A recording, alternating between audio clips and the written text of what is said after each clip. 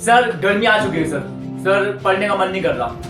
तो मैं उन बच्चों को यही कहूंगा कि देखो ये टीचर तैयार है पढ़ाने के लिए, और कितनी भी गर्मी हो आपको वीडियो हर रोज मिलेगी, आपको हर कंसेप्ट हर चैप्टर अच्छी तरीके से करवाए जाएंगे। तो आज की क्लास स्टार्ट करते हैं और आज के बारे में बताता हूँ कि आज चैप्टर में मैं क्या करवाने वाला हूँ। देखो सबसे पहले हमारा चैप्टर का नाम क्या है, लाइन्स और एंगल्स।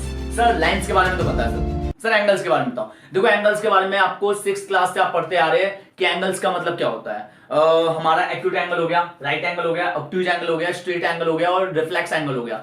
और मैं इसके बारे में छोटी छोटी चीजें बता देता हूँ। एक्यूट एंगल क्या होता है? एक्यूट एंगल का मतलब जो 90 डिग्री से छोटा होता है। राइट एंगल मतलब बिल्कुल सीधी लाइन और 90 डिग्री का एंगल। फिर ऑब्ट्यूज एंगल क्या होता है? जो 90 डिग्री से बड़ा होता है लेकिन 180 डिग्री से छोटा होता है। वैसे स्ट्रेट एंगल मतलब सीधी पूरी सीधी 180 डिग्री का एंगल। और रिफ्लेक्स एंगल का मतलब क्या होता है? जो हमारा 180 से तो बड़ा होता है लेकिन 360 से छोटा होता है। ये सारे एंगल्स हैं। बस इस चैप्टर में थोड़ा एंगल समझना जरूरी है और आगे की चीजें भी समझाऊंगा, लेकिन ये चीजें थोड़ा बेसिक चीजें समझ आ गया सर आगे बताओ आगे क्या है। देखो सबसे पहले आगे हम ये समझते हैं, पहला एडजेसेंट एंगल,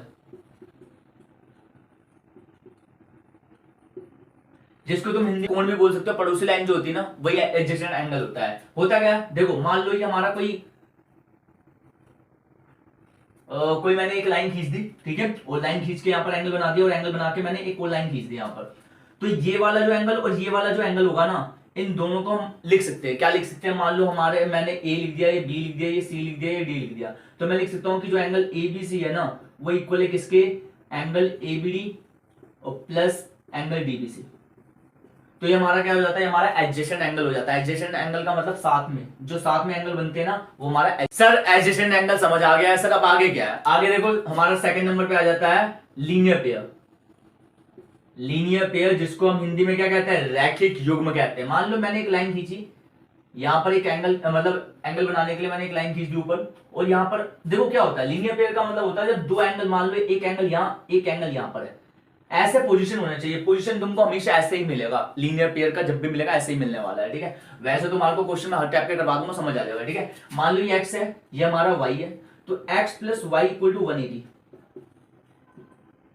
रिजल्ट लिख देना लीनियर पेयर, ठीक है। इस चैप्टर में बस रिजल्ट लिखना है कि यदि x plus y equal to 180 क्यों है भाई? Linear pair. लीनियर पेयर का मतलब जब दो एंगल को प्लस करो 180 हो जाता है। थर्ड नंबर पे क्या आ जाता है? Vertically opposite angle. Vertically opposite angle. Vertical opposite angle का मतलब क्या होता है? शीर्षाभिमुख कोण। जैसे मान लो एक लाइन यहाँ है एक लाइन यहाँ है, तो ये वाला एंगल मान लो ए है, ये वाला एंगल बी है, तो angle A equal to angle B. Reason क्या है? Vertical opposite angle. वैसे यहाँ पर सी है, यहाँ पर डी है, तो angle C equal to angle D. Vertical opposite angle मतलब शीर्षाभिमुख कोण। बस यहाँ पर रीजन समझना। रीजन